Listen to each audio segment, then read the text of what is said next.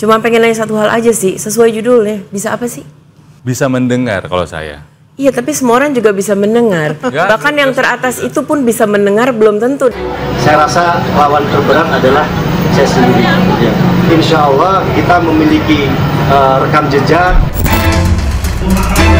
Mendadak sekali, memang saya juga kaget. Dan yang begitu Pak JJ kaget. Nama saya itu baru masuk di DPP itu sekitar pukul 22.30. Sebagai perempuan Jawa Barat, saya sangat ingin sekali bahwa perempuan-perempuan Jawa Barat itu menjadi perempuan-perempuan yang bahagia lahir batin. Jadi kita akan melakukan kanalisasi supaya anak-anak muda itu bisa menyalurkan ekspresi mereka itu di tempat yang pas. Berkomitmen untuk menjalankan kampanye pilkada yang damai, yang edukatif.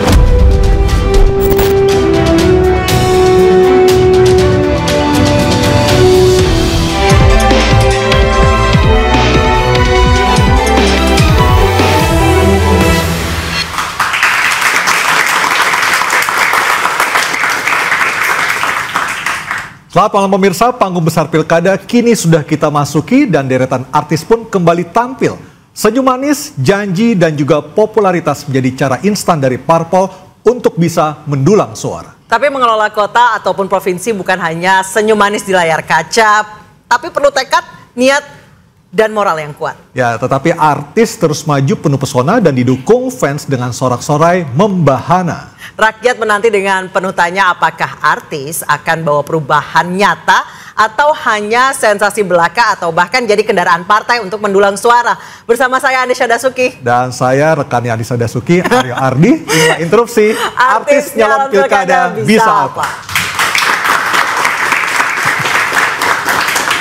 Baik, untuk membahas maraknya artis di Pilkada Serentak 2024 sudah hadir narasumber yang terkenal juga. Aryo, di sebelah kanan saya ada Ronald Surapraja, bakal calon wakil gubernur Jawa Barat. Selamat malam Kang Ronald. Selamat malam. Kang asal lihat di sosmednya bukan gubernur dah. Kaget saya juga kaget. Di sebelahnya ada Kakak Melanie Subono, aktivis atau seniman, dan juga seniman. Dan melengkapi artis kita malam hari ini ada gitaris Dwi Natarina, bakal calon wakil gubernur Jawa Barat atau Gita KDI. Selamat malam Mbak Gita KDI. Malam. Dan juga ada Mas Gilang Dirga, bakal calon wakil Bupati Bandung Barat. Selamat malam. Selamat malam. Assalamualaikum. Mas Gilang, waalaikumsalam warahmatullahi wabarakatuh. Dan di floor, Nisa. Ya, sudah ada pengamat politik Mas Jayadi Hanan. Selamat malam. Selamat malam, Bang Jayadi. Dan juga saudara mahasiswa dari UPN Veteran Pondok Labu, Jakarta Selatan. Dan sudah bergabung juga bersama kami melalui sambungan Zoom ada Hengki Kurniawan, bakal calon Bupati Bandung Barat. Dan Muhammad Farhan. Ya, bakal calon wali kota Bandung. Selamat malam Mas Hengki dan Om Farhan. Selamat malam, assalamualaikum. Kenapa Jawa Barat? Waalaikumsalam warahmatullahi wabarakatuh. Oh, ada di belakang kita ya. Waduh, ini dua-duanya nih. Dari Bandung nih kayak dua-duanya ya. Iya, saya kebetulan Maaf ini. di Parongpong. Oh, oke. Jakarta ini, maaf ya. Oke, narasumber pada hari ini memang kebanyakan calon dari Jawa Barat. Apakah memang Jawa Barat ini gudangnya artis atau bagaimana? Ya. Kita akan menjawabnya malam hari ini. Namun sebelumnya pemirsa, punya popularitas sejumlah selebritas turun dari panggung seni ke panggung politik. Ya, dan dari jumpa fans jadi jumpa warga demi meraup suara demi suara untuk bisa memenangkan kontestasi Pilkada 2024. Pilkada Serentak 2024 bertabur tokoh dan selebritas. Sejumlah artis baik yang lebih dulu menjadi politisi maupun baru terjun ke dunia politik mendaftarkan diri di Pilkada 2024. Artis peran, penyanyi, pembawa acara, hingga komedian siap berlaga di Pilkada melawan sejumlah tokoh termasuk petahana. Aktor Hengki Kurniawan mendaftarkan diri sebagai calon Bupati Bandung Barat. Lawan terberat adalah saya sendiri. Ya. Kemudian strategi ke depan tentu ya tidak semua saya spill di sini, tapi insya Allah kita memiliki rekam jejak. Kemudian selama 5 tahun ini 16 kecamatan, 165 desa sudah saya datangi. Pembawa acara Ronald Surapraja menjadi kejutan dari PDI Perjuangan karena mendaftarkan diri sebagai bakal calon wakil gubernur Jawa Barat pada detik-detik akhir pendaftaran pilkada. Sama seperti Pak JJ, Pak, saya juga kaget.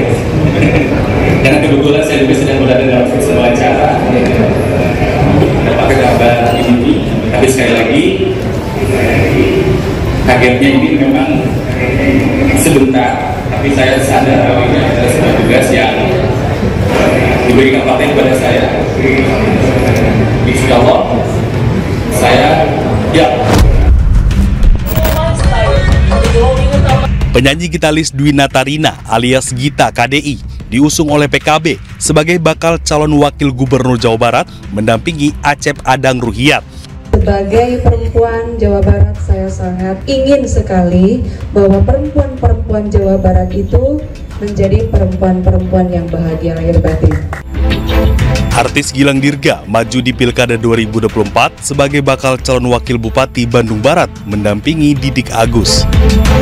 Gilang akan berebut suara dengan Ipa Raffi Ahmad yang juga artis JJ Govinda. Kita akan melakukan kanalisasi supaya anak-anak muda itu bisa menyalurkan ekspresi mereka itu di tempat yang pas. Jika ada anak muda yang memang tertarik di dunia olahraga, maka akan coba kita tampung dalam satu kreatif hub. Pembawa acara ternama yang lebih dulu masuk panggung politik sebagai anggota DPR, Muhammad Farhan, maju sebagai bakal calon wali kota Bandung. Berkomitmen untuk menjalankan kampanye pilkada yang damai, yang edukatif, dan tentu saja akan insya Allah menstimulasi kehadiran. Apa yang sebenarnya menjadi alasan para artis ternama maju di pilkada? Benarkah karena ingin memperjuangkan hak rakyat atau berambisi menjadi pejabat? Kalau di Jawa Tengah, perang bintang. Kalau di Jawa Barat, perang bintang layar kaca. All Star ya? All Star. Saya ke Kang Ronald. Kang Ronald, kalau kemarin atau bulan lalu kita menemui Kang Ronald katanya kaget lagi habis manggung tiba-tiba disodori. Mau nggak Ronald maju sebagai bakal calon wakil gubernur Jawa Barat? Masih kaget nggak sekarang? Udah nggak. Udah nggak? Kaget di hari itu aja lah. Habis itu ya udah harus terbiasa. Tapi sebenarnya siap nggak sih Kang Ronald buat maju? Harus siap. Harus siap? Harus siap. Dengan segala waktu yang terbatas ya saya bilang saya harus siap. Tapi bekas tahu jadi caleg, setahun jadi anggota PDIP cukupkah untuk maju sebagai pilkada, untuk maju di kontestasi pilkada ini? Saya kira partai akan full support untuk hajatan ini. Ya, jadi saya tidak akan sendiri tentu saja.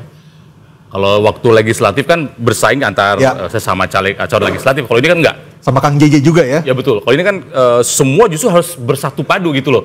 Semua caleg-caleg yang menang kemarin, partai full support buat saya. Jadi saya nggak pernah merasa sendiri. Kang, kalau lihat dari sosmednya kayaknya sebenarnya proyeksinya bukan gubernur ya? Wali kota. Wali kota ya? Wali kota Bandung. Ya, ini naik kelas dong. Ya mungkin seperti itu kali. Tapi surprise ya berarti ya? Oh kaget. Kaget ya? Karena memang saya rencananya kalau niat dari awal memang pengen jadi wali kota Bandung. Bandung kota kelahiran saya, kota yang paling saya cintai gitu kan ya. Jadi belajar, kalaupun iya kan dari tingkat 2, naik tingkat 1, ke tingkat nasional. Tapi mungkin nggak semua orang mendapatkan akselerasi kayak saya. Jadi ya kaget juga sih sebetulnya. Cuman ya saya kira bahwa ini udah rencana Tuhan udah pasti pilihan yang terbaik. Ya udah kita ikutin. Oke. Mas Gilang, kalau tadi Kang Ronald kaget, Mas Gilang kaget nggak dicalonkan untuk Kabupaten Bandung Barat?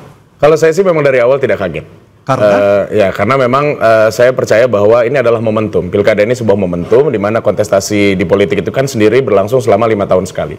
Dan saya perlu disclaimer juga di awal bahwa sebelum kontestasi pilkada ini dilaksanakan, saya kan juga telah mengikuti kontestasi pileg dan menjadi juru bicara Ganjar Mahfud saat itu. Ya. Jadi pilkada tahun lalu ya? Tahun lalu pada saat ini. Ya. Dan mengenai pembicaraan tentang politik sendiri sebetulnya sudah berlangsung mulai dari 10 tahun yang lalu.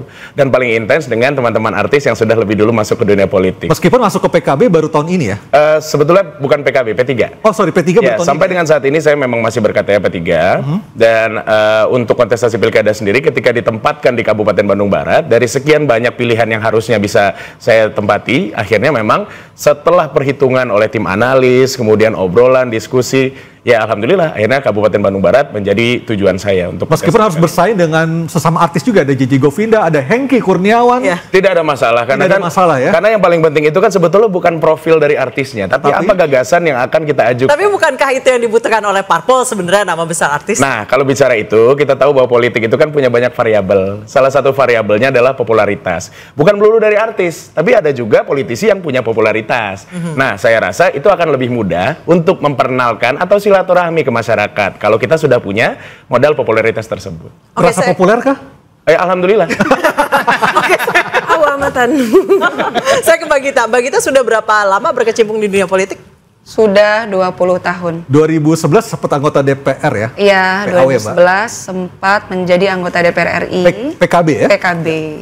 Jadi alhamdulillah ketika saya dicalonkan sebagai wakil gubernur Jawa Barat oleh PKB, sebetulnya bukan hanya populer yang saya andalkan, tapi sebagai kader partai yang sudah 20 tahun di politik, otomatis sudah tahu dinamika politik seperti apa dan pengabdian kepada masyarakat seperti apa. Oke, tapi PKB ini nampaknya percaya dirinya luar biasa di Jawa Barat ya, karena ini juga berkah dari putusan MK terakhir. Betul. Akhirnya bisa mencalonkan diri satu partai saja ya? Satu partai saja, iya betul. Kenapa nggak bisa kolaborasi atau koalisi dengan partai lain?